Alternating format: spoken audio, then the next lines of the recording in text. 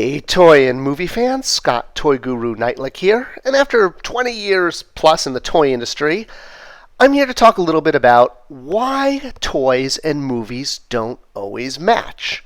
Why is it when we get our toys on the shelf that they sometimes have very little to do with the script that was written, especially the script that was given to the toy companies to base their toy line off? Why is it that so often when we go to get toys from Blockbuster movies, they don't match? I mean, sometimes they match. Sometimes you're given, very early images because they're done, in CGI, and you can make toys that are based exactly off of how the movie's going to look. I mean, Avatar is a good example of this. But did Avatar necessarily make a good toy line? Was it, were they toys that inspired children to play? Well, that's a bigger question. Really, the question I'm saying is, what happens when the toys don't match the movie? What happens when there's toys that weren't in the movie? I mean, everyone remembers this awesome scene in Infinity War, right? When Hulk busts out of the Hulkbuster armor, right? I mean, come on, there were multiple toys commemorating this moment. I mean, Funko did this amazing pop of, Bruce ripping out of the armor and busting out for collectors, and even kids had the opportunity to buy a Hulkbuster armor that when you deconstructed it, there was Hulk inside of it, ready to bust out based on that amazing scene that wasn't in the movie. Yeah. Or let's go back in time and talk about one of my favorite movies, Robin Hood, Prince of Thieves, right? I mean, that had an amazing toy line that had all of those, incredible movie-accurate figures. I mean, that looks a little bit like Kevin Costner. I mean, the photograph behind him looks a lot like Kevin Costner, right? And, to give credit where credit's due, these next couple images I grabbed from an old article from Action Figure Insider, which does some great reporting on the toy industry. But looking at those Robin Hood, Prince of Thieves toys, you ever wonder why there was a G on Robin's belt? Well, that's because he was using the body from Green Arrow, from the old Kenner line, because they had the tooling available. And back then, it was a little more acceptable to just sort of recycle tooling and parts you had in your library. I mean, heck, look at the Sheriff of Nottingham there, right? I mean, come on, that figure looks exactly like Hans Gruber, right? I mean, come on, not even close. I mean, not even like, on the map. And again, the reason for that is much like Robin Hood and Green Arrow there, Professor Snape there was a combination of a whole bunch of different figures. I mean, arms and legs and bodies of different existing Kenner figures. And the mysterious head that does not look like Alan Rickman, well, that's because it came from a RoboCop Ultra Police chainsaw figure. So, yeah, there is the inspiration behind Alan Rickman's face there by just simply painting the hair black and putting on a goatee.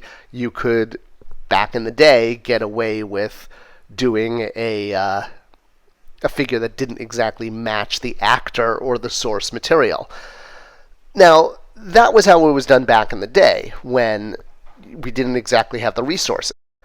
And I don't want to just pick on Robin Hood, Prince of Thieves, and RoboCop there. I mean, this was kind of common back in the 80s to sort of share parts between figures that were not of the same IP or the same license. I mean, does everyone have fond memories of Demolition Man and, the shells? You remember how to use the shells, right? Well, let's just say don't look too closely at the belts on those Sylvester Stallone action figures from Demolition Man, because, yeah, he's a thief, right? I mean, he basically stole his belt and even his shoulder piece because, yeah, you might recognize this other Mattel figure that had that belt and that shoulder piece. So this was basically one of the things companies did back in the 80s when they needed to find ways to get figures out quickly for movies. You would sort of look in your library and say, what do we have that sort of comes close and matches it, and how can we repaint it and reuse it in order to make a movie line? Fast forward to today, and I mean, that doesn't happen anymore. I mean, now sculpts have to be, portrait accurate and approved by actors and the studio. So, you're not going to get an Iron Man that looks like Demolition Man, right? But there's other things that happen. There are other toys that sneak out in the modern era that don't match. Everyone remembers when Anakin had a color-changing blade, right, in the movie? Well, a lot of people may have thought this was just a fun toy feature put into Anakin's lightsaber for Revenge of the Sith, but that's not what it was at all. In the original script for Revenge of the Sith, Anakin actually changed his blade. So he had a blue blade and a red blade, which is why the action figure also came with a blue blade and a red blade. The script had this in it, and the timeline to develop toys doesn't necessarily match the timeline with movies. So you wind up with things that aren't in the movie. Mon Mothma, another good example. People would say, well, of course they're going to make Mon Mothma from Revenge of the Sith. She's like a major character in Star Wars. And, they do obscure characters in the line all the time. Wilro Hood was in 0.001 second of Empire Strikes Back, and he got an action figure simply because he had a goofy accessory. So it made sense that you would do these, obscure senators that were only seen on the landing platform for like 3 seconds during Revenge of the Sith, right? Star Wars does obscure characters all the time. Well, not so much. Mon Mothma and this senator, the Reese senator, well, I know he's not Reese, but I'll always call him Reese. There was an extended plot that was cut from Revenge of the Sith where all of the senators were starting to form the rebellion.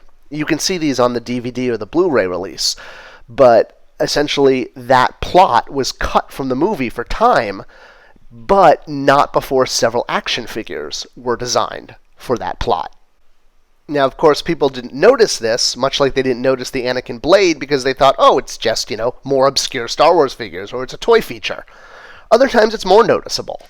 Flash forward to Episode 7 and the infamous Constable Zuvio, who had a ton of toys and had a fully sculpted Black Series figure who didn't sell because he wasn't in the movie. Well, I think people found him in the movie. I think he was in the background of one scene for 0.0 seconds. But does that really deserve a Black Series figure?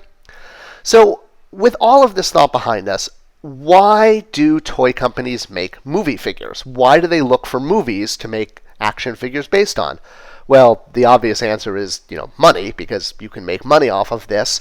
But how do you choose which movies to make action figures based on? And there's a couple different paths. There's, of course, the brand-proven success path, something like Solo is a perfect example. Star Wars has a firm record of selling a lot of toys, and no Star Wars movie had ever bombed before Solo, so it was, an easy bet. Other things like Valerian, very similar to Star Wars. Okay, well, actually, Star Wars completely ripped off Valerian, but that's a YouTube video for another time. But this was a script. I actually was part of a pitch meeting for this at Jax, and Jax turned this down. One license they didn't turn down was Warcraft. So again, I was able to read the script for this when they were deciding to make, if they wanted to pick up the license. And, we were excited. We were going to make a Lothar figure for, and be the first ones to do a movie. Not that Lothar, this Lothar. And from reading the script, that was all the information we had, plus a few early images of how to turn this into a toy line. And this is actually a really good example of how scripts don't often have what I call toyetic elements in them. So when we went to read the script and we were talking to the director, he was really excited to see a boom cannon in the toy line. And I remember having to explain why we weren't going to make this toy because, he was like, oh, it's like a pirate gun. Kids love pirate guns. But no, they actually don't. Kids don't like pirate guns. Kids like modern guns, and kids like futuristic blasters when it comes to, war play, if you will, or battle play. So this is a great example where the director and the screenwriter felt that they had toyetic elements in the script, but it turned out they didn't. Other examples are things like the female Ghostbusters reboot from a few years ago. this was a movie that Mattel had acquired the license for Ghostbusters to do the classic figures, and they were obligated to do figures for this movie. So this isn't something that they chased down. It was part of a package deal in order to do the classic figures, hoping that the reboot was going to be closer to the classic. And again, Men in Black. This was a line from Jax where they picked it up, hoping that it was going to work based on previous movies. And it all comes down to the fact of the timelines. So toys have a 2-year roadmap to go from concept to shelf, sometimes longer, sometimes shorter, but it's about 2 years. Movies, sometimes a lot more. And when you're making the toy line, it is always an uphill battle, because you are making toys and you're designing toys 2 years before the movie comes out. So the deck, not like Dak from Star Wars, the deck is totally stacked against you from day one, because you're reading a script, and that script is going to have a lot of changes by the time it's actually filmed and edited and shown. There's going to be test audiences that have opinions, and things get changed all the time. Originally, Lando died in Return of the Jedi, but test audiences didn't like that, so they didn't have him die. You're basically lifting this giant weight from day one, having no idea if the toys you're designing are going to wind up in the final film. And that's basically why toys don't look like the movie. It's because of the timeline. And, sorry to plug myself again, but hey, that's part of why I'm doing these videos, is I offer Toyetic Film Review. It's one of the services I do to help build scripts and make them better. I'll analyze scripts ahead of time and figure out how to put toyetic concepts into them that have a less chance of getting edited out and a better chance of selling better toys. All with the idea that you are avoiding things like this. Tooling up a toy in multiple scales, in multiple toy lines or multiple manufacturers, that's not even in the movie. So, studios want to avoid this. The key is Toyetic Script Review. If you like this video and you'd like to see more of them, please do subscribe. We're trying to get to the 1,000 subscriber mark to unlock some cool content. Once we do, we'll have a lot more to talk about right here. Thanks for watching.